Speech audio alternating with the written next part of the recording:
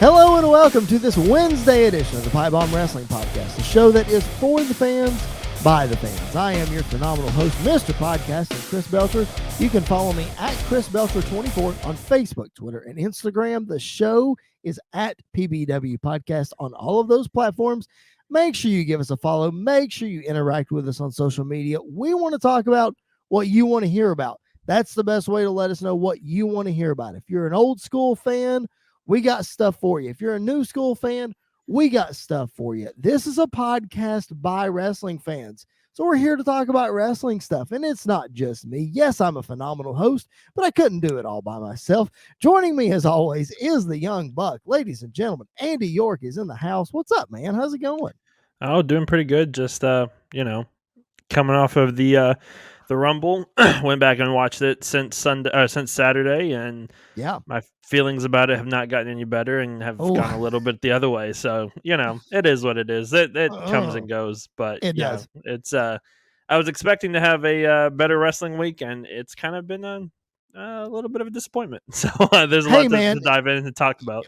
You know, I feel like that's just the roller coaster that we ride as wrestling fans. You know what I mean? It just, we get our hopes up for something and it doesn't go as we planned. And then we think something is just going to be whatever. And then it blows us out of the water, you know? So yeah, it's just the way that we are as wrestling fans. And if you are a first-time guest here on the PipeBomb Wrestling Podcast and you want to know what in the world you just stumbled upon, make sure that you tune in every Monday and Wednesday. We drop brand new episodes on the bodyslam.net YouTube channel, on SportsWire Radio, and wherever you find your podcast. So make sure you subscribe wherever you're listening. Give us some feedback. We'd love to hear from you. We appreciate your support very much. Again, you don't know what you walked into if you're a first-time listener. Well, welcome to the party, because like I just said, Andy, half the time we don't know what we're walking into either. The Royal Rumble, as we talked about on the Saturday night recap of the Royal Rumble, we expected a whole lot from the Royal Rumble. We kind of got what we expected, but we weren't really thrilled with it. You know what I mean? Let's start right there. Let's start with the Rumble. You said you went back and watched it. I haven't gotten to do that yet. You went back and watched it, and you said nothing really changed. Did you pick up anything that you missed that might have swayed your opinion, good or bad, about the Rumble? What did you get the second time around?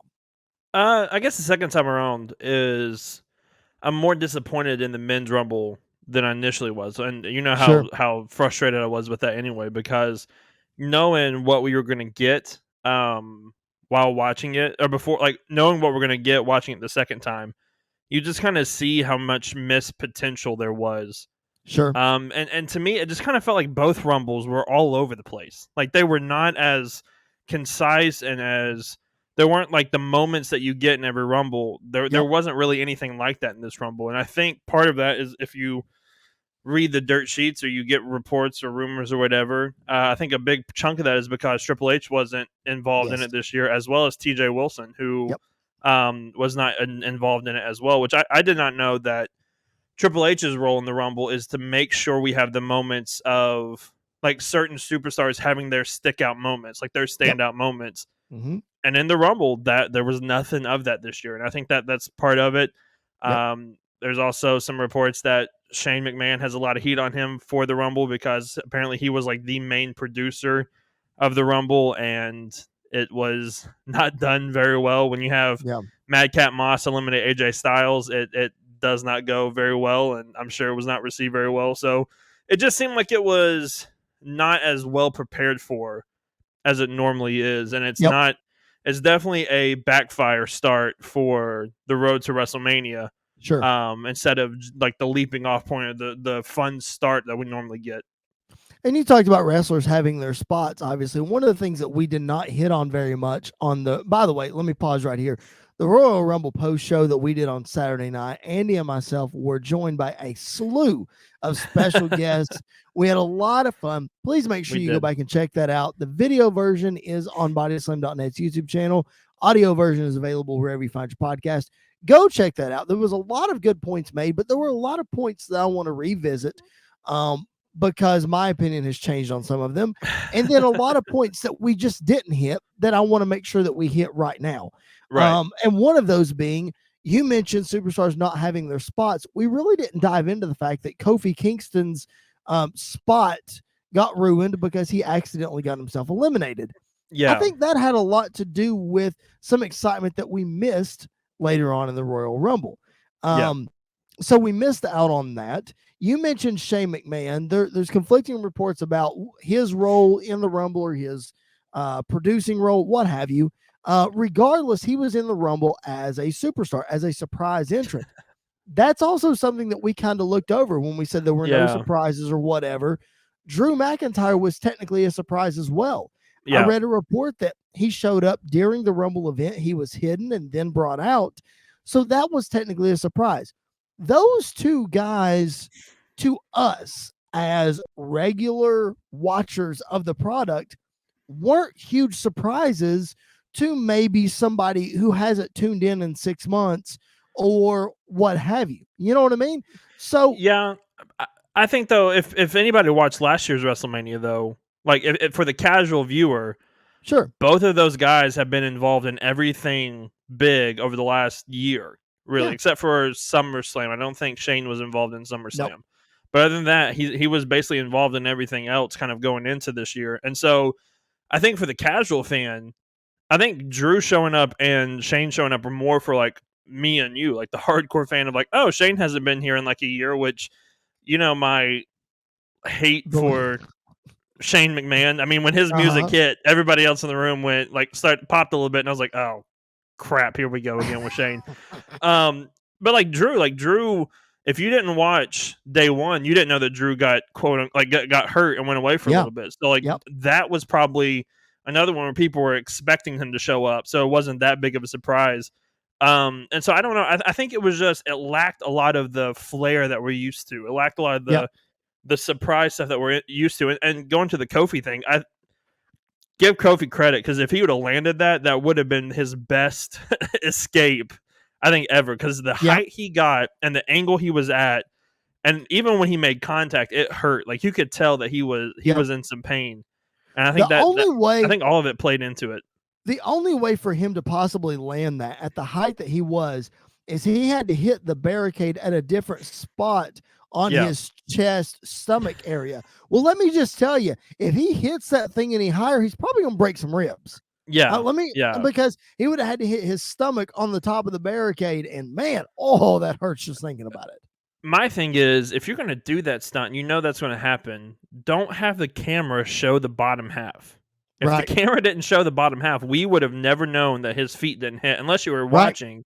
Mm-hmm. And even then, you're still like, we'll let it slide. Like he tried. Like Kofi's not going to win. He can do this spot and go back in. So I don't know. It just everything seemed off in the whole Rumble. I mean, the whole Rumble, everything seemed off. We looked at each other when the disqualification happened in the first match, and we both were like, it's going to be one of these pay-per-views where everything we thought might happen was not going to happen. There's not going to be any deciding finish. And I have a hate relationship anyway for screwy finishes on pay-per-view because it's pay-per-view should be where the finishes happen, not where it has its place, obviously, but every single time is not, but great. Not in both championship matches is not that great either, but it is what it was. Well, especially in the first big match that we've gotten in 6 years almost between Roman Reigns and Seth Rollins. 2016 was that Money in the Bank match, right? Yeah. So the first big it was right match before that the we've brand gotten, split. So and it was the first match of the pay-per-view. Yeah. Like, good grief. And Seth coming out in the Shield music and the Seth getting like 90% of the offense at the beginning and all of its other stuff. Like it was not. It set itself up for failure, and there was no other way. If it didn't have Roman, could have won, and it would have been fine. Like if Roman would have won, it would have been fine.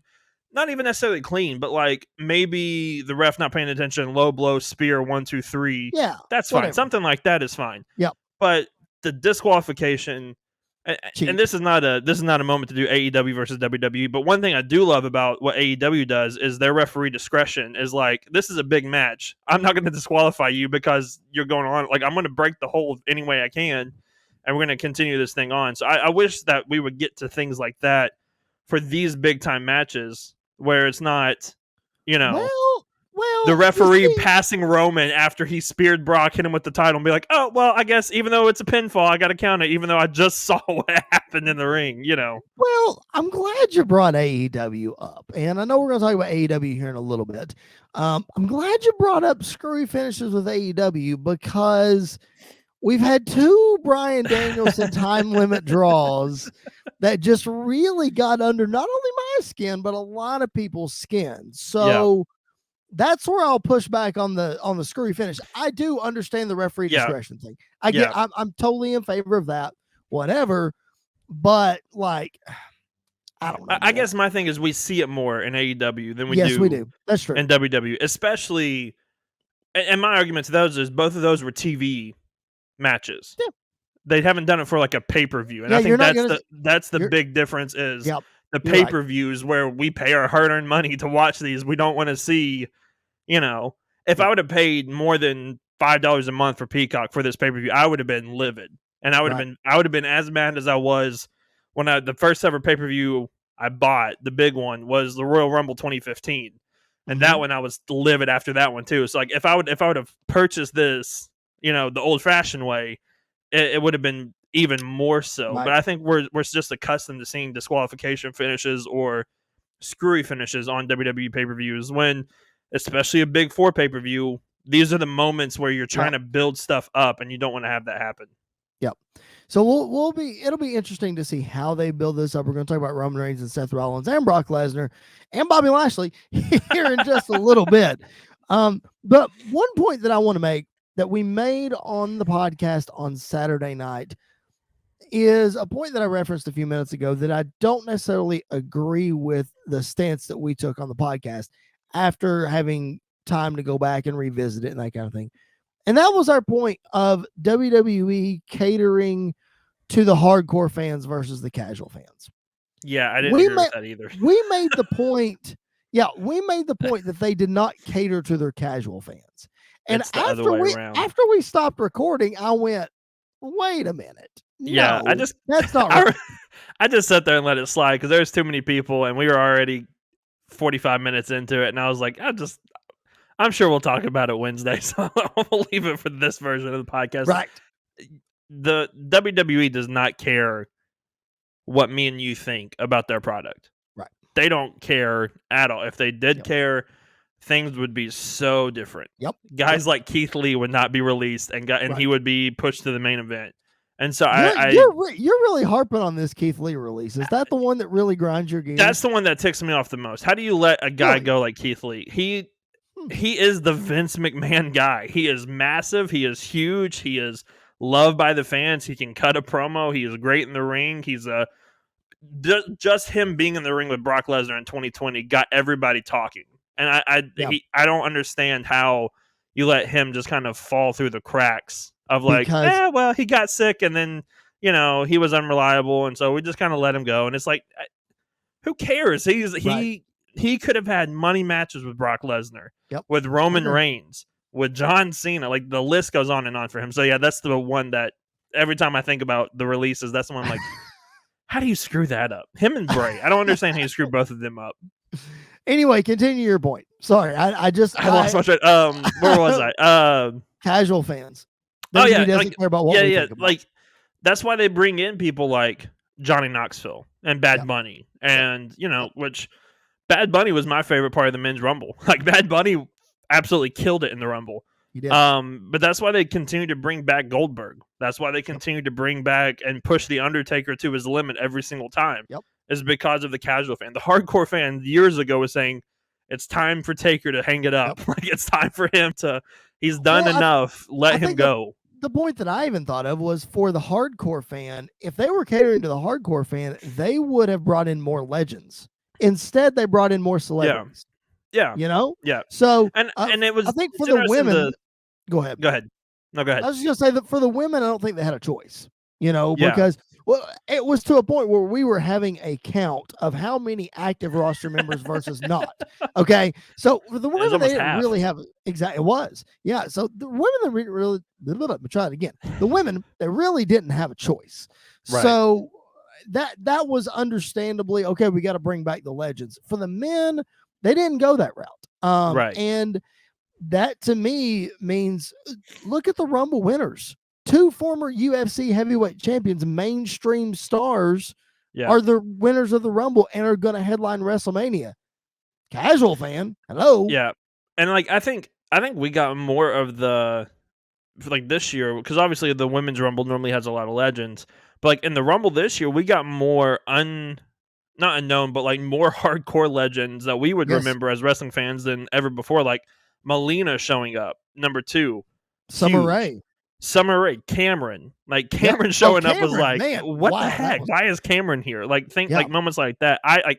Ivory showing up like that, in like the right moments to like censor, in the right to censor exactly. Cameron. It was great. And so like I even saw people like, why? Like, who is this? Why are they coming out? Like, it's for that. Like moments like that are for the hardcore fan. When the Boogeyman shows up at the Rumble, that is for guys like me and you because we're like, this is awesome. 2015, the moment between Bray Wyatt and the Boogeyman was amazing. Yep, absolutely amazing. And that's not necessarily for the casual fan. 2021, Christian and Edge in the ring. Yeah, for the first time in how many years? Like that gets the hardcore fans' blood pumping right there. Yeah, that's like, heart tugging. And like 2020 Rumble, bringing him back up. Keith Lee showing up to be up against Brock. That was for the NXT hardcore fan. Yep. That he got his moment at Survivor Series. This was just another moment. Yep. Every time Adam Cole showed up in the Rumble, or Andrade, or Johnny Gargano, or Io Shirai, or Candice LeRae, or like put insert person here. Yeah. Like we care about those people. Yep. I would say more than we care about Goldberg's music hitting and coming out to the Rumble, or necessarily even Brock Lesnar's music like coming out to the Rumble as well. So I think the Rumble this year was catered more to the casual fan, maybe more so than ever before. And I think that's sort of the frustration, part of the frustration. Yep. And part of the problem with like modern day WWE is that they're catering to the mainstream media audience than the people that tune in week in and week out to watch Raw and SmackDown each and every week. As hardcore fans and as fans who have been watching wrestling for as long as you and I have, and some of the guys at work that I had a conversation with the Rumble about on Sunday afternoon, the word that we came up with was pedestrian. The Rumble was very pedestrian. It was good.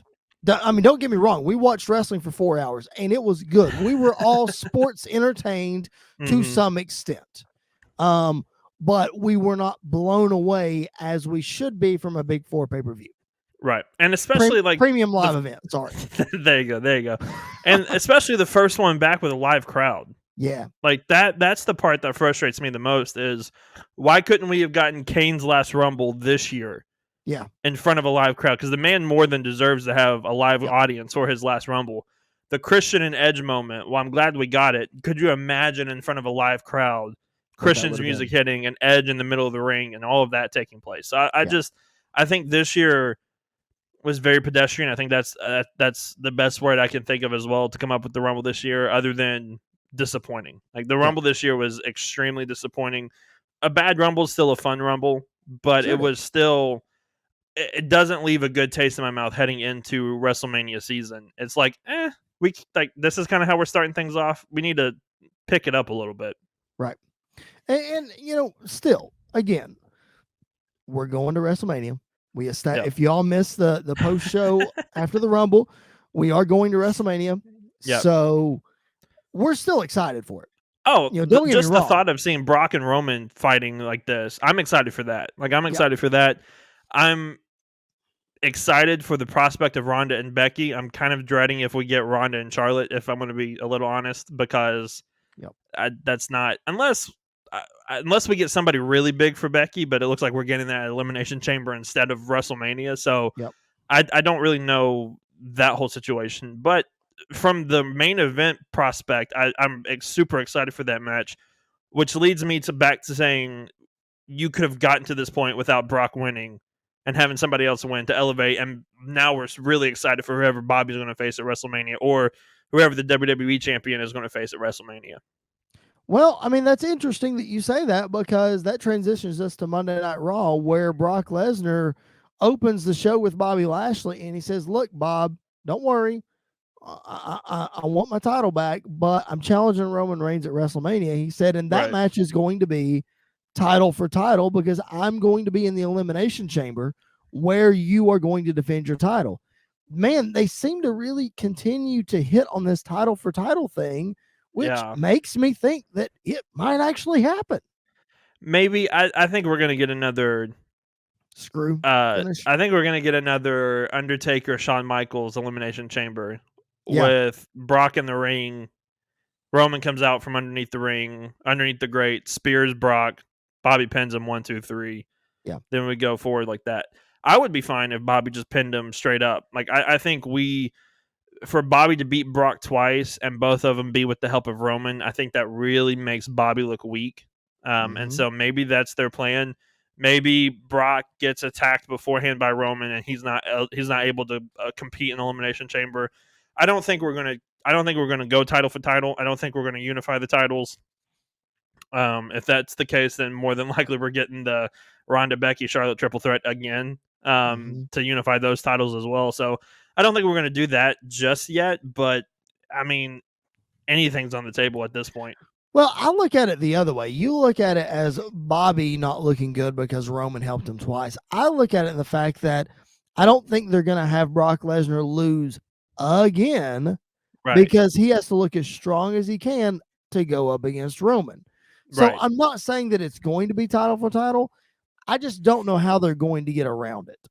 I think they're going to find a way to either get him out of the Elimination Chamber match or to do something in the Elimination Chamber to force him to lose without him looking weak and without Bobby looking weak.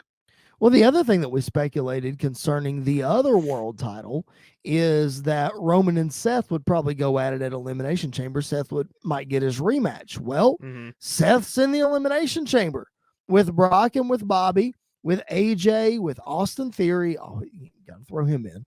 And with Riddle. So I find it really interesting that we're not going to get Roman versus Seth. So are we going to get a Roman match at all at Chamber, or what does that look like? I think we'd definitely have to get some sort of Roman match at Chamber, and I would not be shocked if it's something like Roman versus Goldberg Elimination Chamber in Saudi Arabia, because they love to have him there. They love to bring him in. I think that's the best thing for the Elimination Chamber, is to have that match happen there. I agree. And then to kind of just move on from it. But I think they have to have Roman has to be there for something, because he obviously is the biggest star in the company right now. The biggest. I'm an AEW guy, the biggest star in professional wrestling. And so the fact that if they didn't take him there, I think it would be very, very not concerning, but it would just be weird and out of place. And so they're going to have something for him there. But yeah, I think this could be, maybe we come down to Bobby and Seth and Brock in the ring. Roman comes in and destroys both Seth and Brock. Bobby pins both of them, and then there you go. I want a rematch, or I want to go after him, and now we get the triple threat at WrestleMania. We definitely hope that happens. It's interesting to see, because if you look at the KO show segment that happened earlier or later on in the night with Rollins and with KO, and with Rollins announcing that he's going to be in the Elimination Chamber, you saw the dissension between Kevin Owens and Seth Rollins, the cracks beginning to surface. So that makes me think, well, maybe they're not going to get Seth involved at WrestleMania in the triple threat. We might not get that match. We might actually get Kevin Owens and Seth Rollins, like we have been speculating. Again, neither you or I are going to complain about watching Seth Rollins versus Kevin Owens at WrestleMania. Let's be honest. But we were excited to see that, run that triple threat match back. Yeah, honestly, I think you could do Bobby versus Kevin Owens at WrestleMania. Oh, definitely. Have Kevin win the WWE Championship at WrestleMania. Oh, yeah. Roman wins the Universal Championship at WrestleMania. Seth goes back to Raw, and we start that feud going into Money in the Bank, maybe even into SummerSlam, Seth versus Kevin Owens for the WWE Championship. That's a program that I would love to see as well, because one, we're going to be at SummerSlam because it's in Nashville, but two, like that's a great match to have, and it deserves to have a championship match with it. Like, it deserves to be a championship match that we've never seen before. And so I would love to have that happen. And that's two of the hardest workers in the game right now. Yeah. You hardly ever see a bad Seth Rollins or Kevin Owens match ever. And if you do, it's not them, it's the creative. So that's the biggest thing. Honestly, you have to give Kevin something after he signed this contract. Like, sure you do. His performance in the Rumble was, when you get eliminated by Shane, like he was, and it was just, And I understand, I did not expect him to beat Austin Theory because he doesn't do the Saudi Arabia shows, but you still could have had somebody else other than him face Austin Theory, because him losing to Austin Theory just didn't sit right with me. And so they have to have something for him. They have to kind of start to build him back up, because I don't understand how you can let one of the best promo guys, one of the hardest working guys, not continue to advance forward and just kind of stay where he's at. When you're looking at it from the hardcore fans' perspective, Austin Theory beating Kevin Owens does not elevate Austin Theory in our eyes. Right. That's not the way to do that in the hardcore fans' eyes. But again, WWE's catering to the casual fans, and they're a globally spread company. They're publicly traded. Like, we cannot fault them for the way that they operate their business, because clearly they know more about it than we do, because we're on this side of the microphone and they're on that side. I mean, there's a whole reason why Jinder won the WWE Championship a few years ago. And held it for as long as he did. It's for that India market. And it worked. Like, it worked. They got a lot of money from it. Having Shinsuke and believe it was Shinsuke and Finn wrestle in Tokyo a couple years ago. Something like that. I think it was something like that. They understand, like, two New Japan guys are going to be wrestling in WWE in Tokyo, Japan. All of the wrestling fans in Japan are going to buy a ticket to go watch that. And so I would fly to Japan to watch that. So I think they understand what they're doing from a global marketing standpoint, but as the hardcore fan, it's like, if you would just give these guys enough time, the world would love them as well. So just let them kind of do their thing as well. So it's a give and take, and it's frustrating sometimes. But like you said, they've been doing this for years, and they know what they're doing. And I mean, at this point, you can clearly see they're pretty good at it. And so they're going to continue to do what they're going to do. They're good at it. It's what they do. It's worked for since 1982, since Vince bought the company. So, I mean, they're going to do what they're going to do. Like you just said, you give these people enough time, the casual fans are going to love them too, because I feel like that the casual fans ultimately benefit from, or they take from, what us hardcore fans do. If they can tell that we're really pushing behind a guy, they're more likely to latch on to them. Daniel Bryan is the perfect example. Bingo. The perfect. If it wasn't for the fans getting behind Daniel Bryan heading into WrestleMania 30, and that would have never happened. That wasn't casual fans either. No, that was the hardcore fans saying, we are not letting you do this to us again. And now he is one of the most well-known, biggest stars in professional wrestling because of that whole rise into WrestleMania 30. So it definitely comes and goes, and there's a lot of give and take. Becky Lynch is another one. Like, the fans got behind Becky, and she, Kofi Kingston. Like, the list kind of goes on, and so I think it definitely is a more give and take that needs to be heard from a management side. But also, like, they also are seeing the numbers and everything, so they know what they're doing with that as well. I mean, I just mentioned that's why they're on that side of the microphone. That's why we're on this side of the microphone. But guess what? This podcast is for the fans, by the fans. This is our platform for our opinion. And that's what we're going to give you here on the PipeBomb Wrestling Podcast every Monday and every Wednesday. There's something for old school fans. There's something for new school fans right here on the PipeBomb Wrestling Podcast on the bodyslam.net YouTube channel, on the Sports Wire Radio Network, and wherever you find your podcast. I'm your host, Chris Belcher. Thank you so much again for stumbling upon our show, whether this is your first time listening or you've been with us from the beginning. Thank you for your support. If this is your first time, please stick around. We hope you enjoy yourself. My co-host is Mr. Andy York, the Young Buck, and we've got a couple of more things to hit for Monday Night Raw before we look at this week's AEW. The other thing to hit from Monday Night Raw is I want to go back to this Elimination Chamber for a second because we ran through the participants. You got Brock Lesnar, Bobby Lashley, the WWE Champion, Seth Rollins, AJ Styles, Austin Theory, and Matt Riddle. Matt Riddle's the one I want to hit on for just a minute. I'm not saying that he is a random participant in this match, but if you read the dirt sheets and you believe some of the reports that came out, he was one of the original picks to win the Royal Rumble. And it seems like that if he and Randy Orton are going to face at Mania, the WWE title could be at stake for that match. Yeah. So what I'm saying is it's not out of the realm of possibility that Matt Riddle escapes the Elimination Chamber with the WWE title.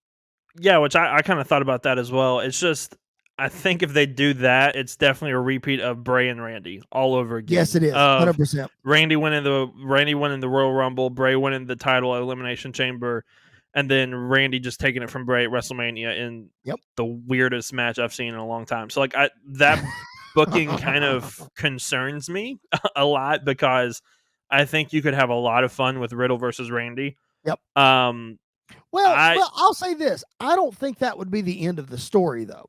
I think they could take that story a little longer, but you're right. Like, seemingly the WWE Championship match at Mania is the culmination to the story, but you know. But I think WrestleMania could be a starting off point for the story as well. Of like, what if Riddle's the winner and he faces Bobby Lashley at WrestleMania, which that would be a fun match to see with Randy Orton in Riddle's corner. And then Randy turns on Riddle in the match, and now we're heading into that portion. Or what if Randy helps Riddle win, and like they have this kind of weird thing going on for the rest? Because I think it would work; it would be fine. But Riddle was the one that really shocked me with the reports of like he was supposed to win as of a couple weeks ago. Like Matt Riddle was supposed to win the Rumble, which I love Riddle. I know you hate Riddle, but like I love Matt Riddle, and I think it would have been the perfect choice, not just because I love Matt Riddle, but because what we talked about on the podcast afterwards of like the Rumble is a great thing to put the rocket on somebody and just shoot them straight to the top.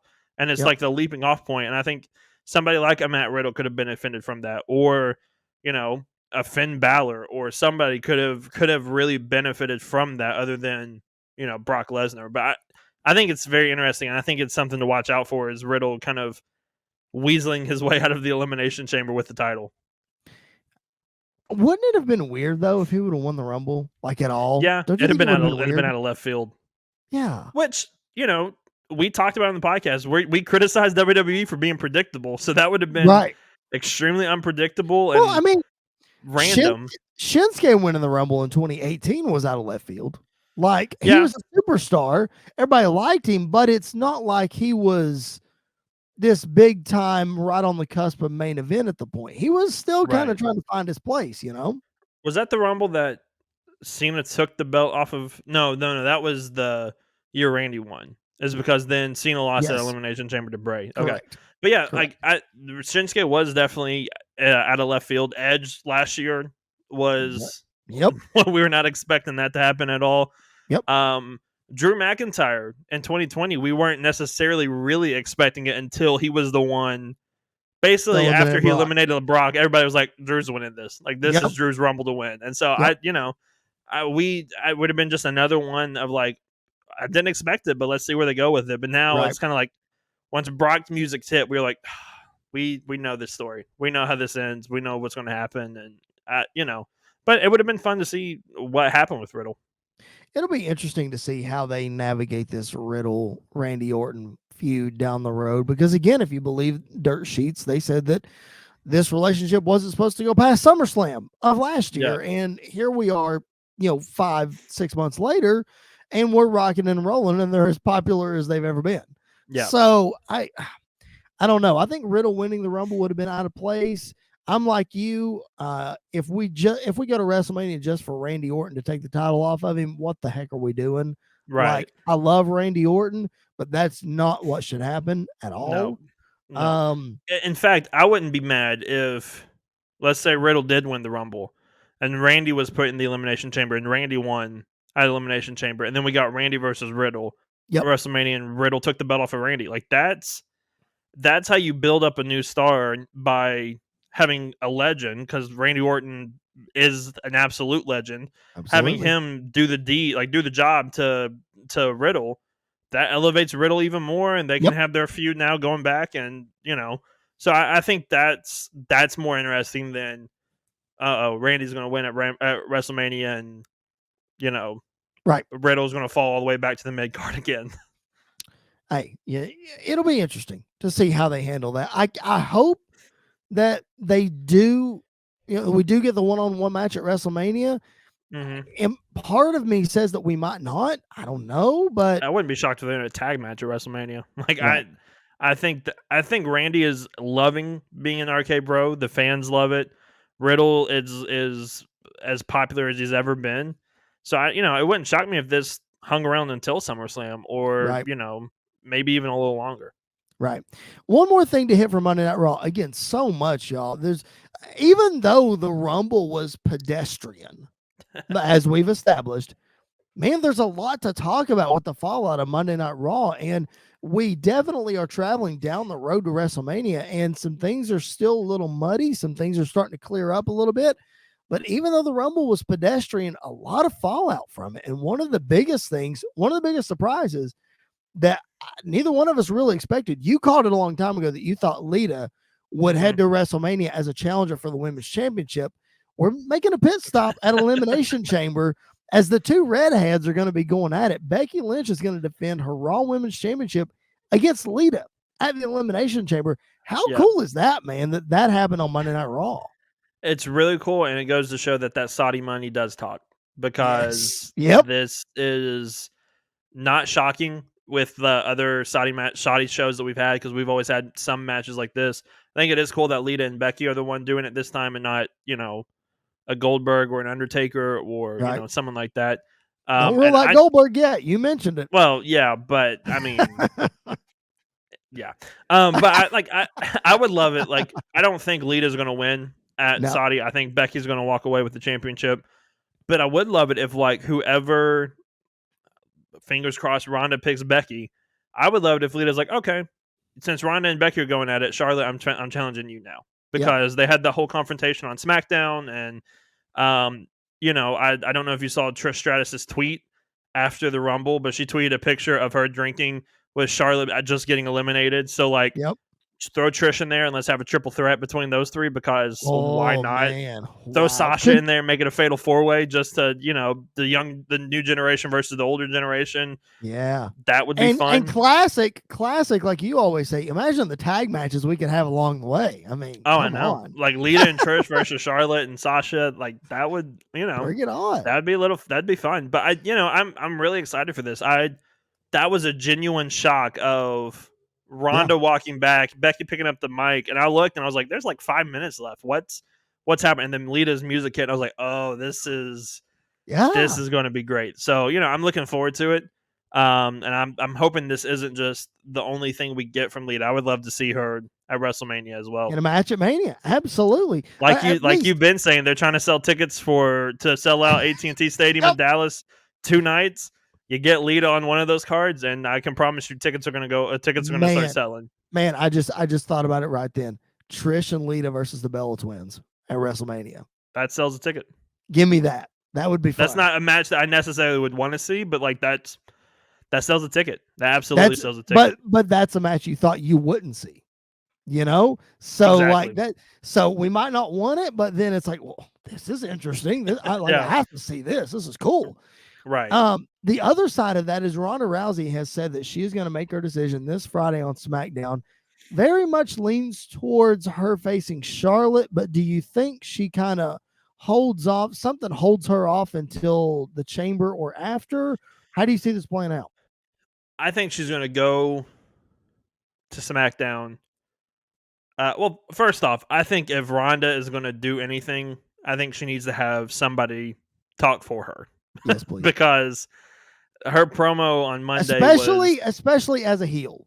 Yeah, like I think her promo on Monday was fine, but it was definitely rough around the edges. I did get a kick when she said I could either go after Charlotte or Rebecca. I was like, that's nice. That's a good start. But I think she does need to have somebody talk for her. I think she needs to have somebody come out and be her mouthpiece for her. But I think she probably goes to SmackDown. She probably is getting ready to say who's going to challenge. Charlotte comes out. They have a face to face, and then she may just say, "Well, since you interrupted me, I'm going to wait now till Monday," or whatever. Right. I'm really hoping that she picks Becky.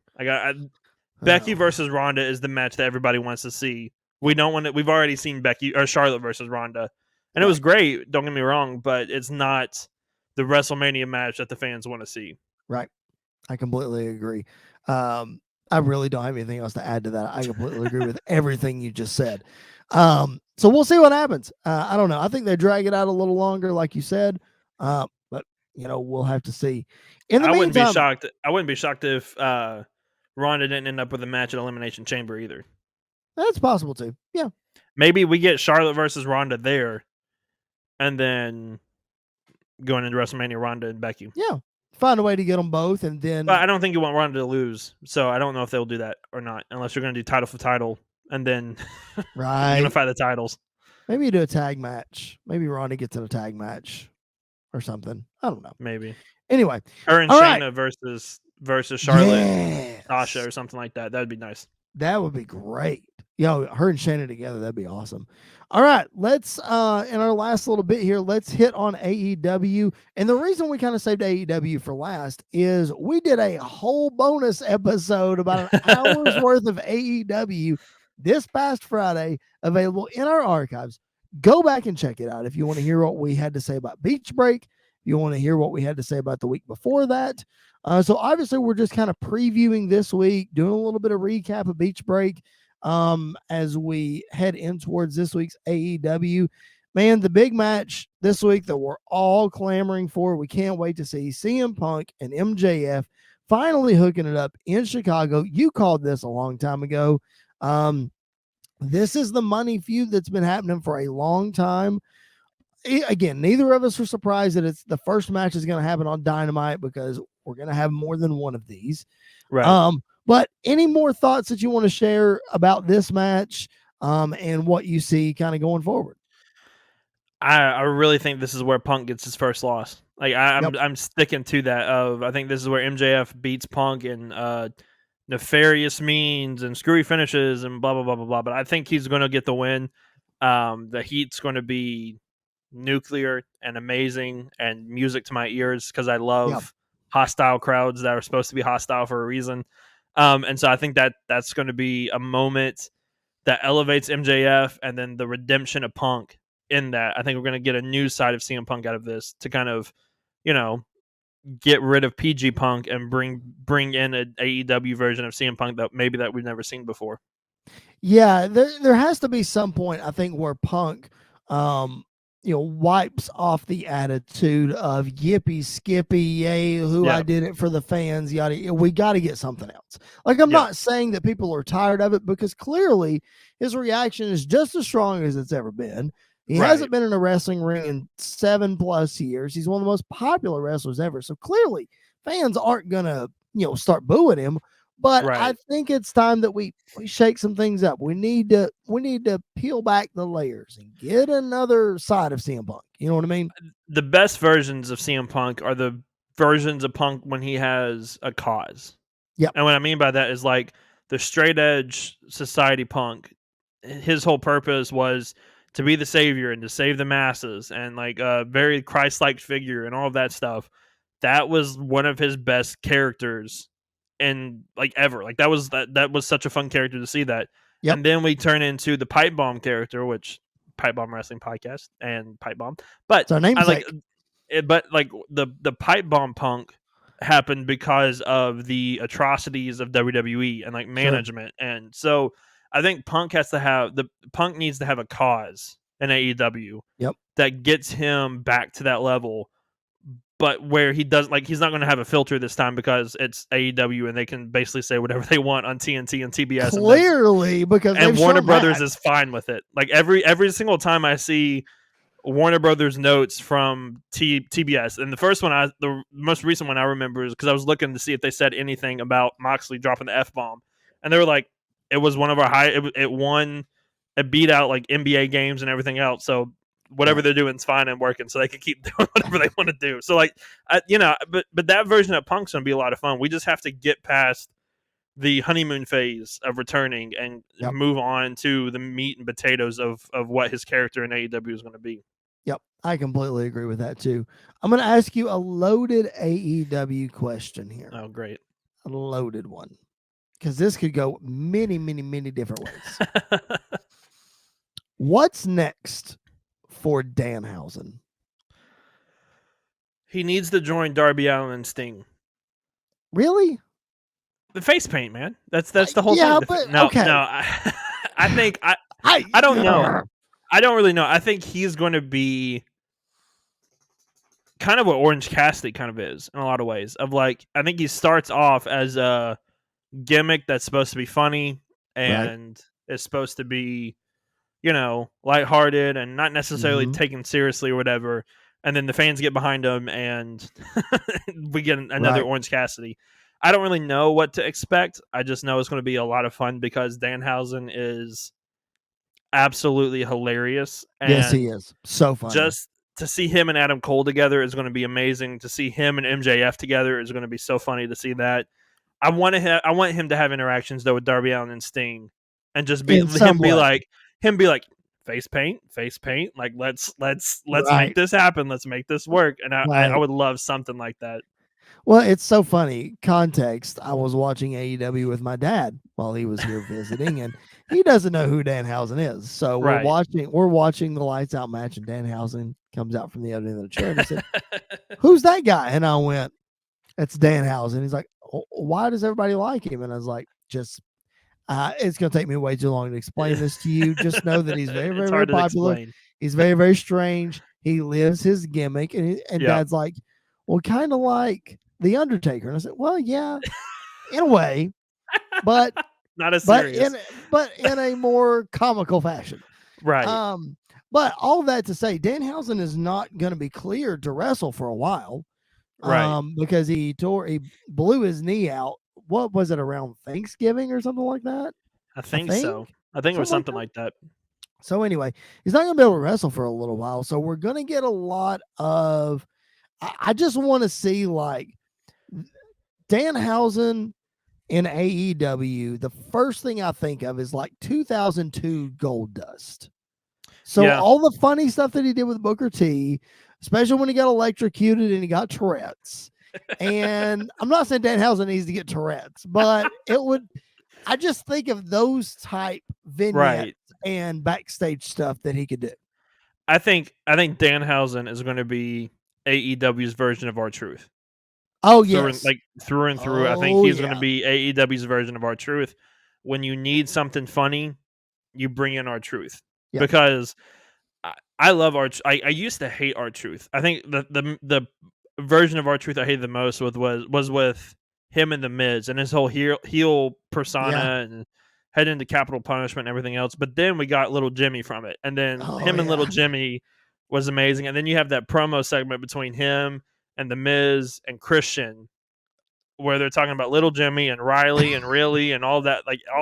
And then we get the Rumble spot with him thinking it's a ladder match, and he gets the ladder, and then dance everything with him. Carmella. Yeah, and then everything with the 24/7 title was created for R-Truth and Drake Maverick, and it's not as fun now that R-Truth is not necessarily as involved as he once was. So I would love for Danhausen to be what R-Truth is in WWE, or Danhausen could be in AEW. Yeah, I think that would be fantastic. All right, let's get ready to sign off here for this week's episode. But before we do, we always have to hand out our high spots and turd sandwiches, the highs and the lows of this week in the wrestling business. Everything from the wrestling business is on the table this week. So, Andy, I will throw to you first for your turd sandwich. Lay it on me. Yeah, my turd sandwich this week is the men's Royal Rumble Yep. match as a whole. It's Yeah, just yep. it was the pay-per-view as a whole, I think was underwhelming. But the men's Rumble match to be the main event and to have the flat finish that it had and no really big surprises and no really big moments or anything, it felt I felt cheated, I think is the right word after it. And it's one of those of, there was so much potential behind it and it did not happen and we did not get it. And so yeah, I think the men's, and it pains me to say this, but the men's Royal Rumble I think is my turd sandwich this week. I'll go one different just because I do agree with you. But there's not much conversation to me going different, but I'll go different anyway. And I will say the finish of Roman Reigns and Seth Rollins. Yeah. Obviously, we've talked that one to death as well. I do understand from the fact that they wanted to get the Shield part where Roman hits him with the chair. I understand that they wanted to get that in. Cool, Right. fine, whatever. But if you're kicking off your pay-per-view with that, like, that sucks. Like, Yeah. don't kick off your pay-per-view with that finish. I Like, loved the chair shot stuff. Like that stuff could have stayed and sure. I'd have Yeah, been yeah. fine. But it's the Yeah. DQ. Like, I could have stood, honestly, if they would not have put the match first, and the match would have been before the bell rings, Roman beats the snot out of Seth with a chair and then wins the match. Yep. That I can deal with. I Yep. would have been much more happy than we got this Matt classic that we did, and then we got a stupid DQ finish because Roman wouldn't let go. Yep. I completely agree. I think that's what I'm mad about. Okay. I completely agree. High spot of the week. Best thing in the world of wrestling this week. That's hard. I think the best match from me, or the best thing from wrestling this week, was probably the lights out match between Orange Cassidy and Adam Cole. I love that match. It was a lot of fun. Obviously, the Danhausen spot was icing on the cake, but it was a fun lights out match that didn't go overboard with the violence. Nonsense. And I know that's weird to say of like pro wrestling and stuff, but like it didn't go overboard. We didn't get blood. We didn't get, thumbtacks. We didn't get a whole lot of like. I love that stuff, but I think if we see it too much, it's not as special or it's not as meaningful. So I think this was a really fun, simple lights out match that both these guys just absolutely killed it. And neither of those things fit either of their characters, so it makes sense that we didn't get it. Right. Can I just go on record? And because I didn't mention this after on the Royal Rumble post show because we really didn't get to it. Because again, a lot of moving parts with that. But can I just say how impressed I was with the Becky Lynch Dewdrop match from Royal Rumble? Yeah. I again am going to say that it shouldn't have been on the card. The card could have done without the match, but the match was really, really good. Mm-hmm. I enjoyed it very much. So I know I put that down on our Rumble preview show, I'm pretty sure. So shout out to those ladies for putting on a very entertaining match. But my high spot of this week is something we did not mention from Monday Night Raw, and that is the AJ Styles Rey Mysterio match. Oh my gosh. Yep. For two guys that are in their mid-40s to go out there and be like, you're going to give us this time? We're going to show you why we are still here. And man, what a banger of a match. That was they killed it. Good. Oh my gosh. The only complaint I have is that we had commercials in between it. That was the only complaint I have. And I love the fact that, I forget his name, Jimmy, the lead commentator, Jimmy Smith. I love the fact that he was like, you're probably asking yourself, did I pay for this? But nope, it's free on TV. Like that's the first time I can remember anybody in WWE saying that. So I thought that was really, really cool too. Yep. That was fantastic. Do yourself a favor. Even if you're not a watcher of Monday Night Raw, if you can't sit through 3 hours, trust me, there are many weeks where we can't sit through 3 hours. But we have a podcast and we have to talk about it. But do yourself a favor. If you want to watch, again, we spent probably 10 minutes of this podcast talking about why WWE caters to their casual fan and not their hardcore fan. They know what they're doing. Folks, go watch the AJ Styles and Rey Mysterio match because that proves you that WWE knows what they're doing. I mean, you can have your opinions. You can not like everything. Heck, we don't like everything. We've been clear about that. But go back and watch that match, because it just goes to show you why WWE is what it is and has been since 1982. Yep. That's the bottom line. That's the way it is. All right, folks. That's going to do it for this edition of the PipeBomb Wrestling Podcast. Please make sure you are subscribed to the BodySlam.net YouTube channel, that you are following us on social media at PBW Podcast on Facebook, Twitter, and Instagram. Make sure you're throwing some support over to Tom and the guys over at SportsWire Radio. You can listen to them 24/7 at sportnarium.com/player. You can also find our podcast on demand wherever you find your podcast. So that's Apple, that's Google, that's Spotify, that's Anchor, that is anywhere in between. Make sure you follow our show. Make sure you give us a 5-star review if the application provides you the opportunity to do so. That greatly helps us. Thank you so much for doing that. And thank you so much for supporting our show, whether this is your first time or you've been with us since the beginning. We could not do this show without you. So thank you so very much. We will come back to you next Monday. No bonus show this week. Sorry, y'all. We will come back to you next Monday with some old school wrestling that you certainly don't want to miss. For Mr. Andy York, follow him at Andy_PBWP. My name is Chris Belcher. You can follow me at ChrisBelcher24. This has been the PipeBomb Wrestling Podcast. We will catch you guys down the road.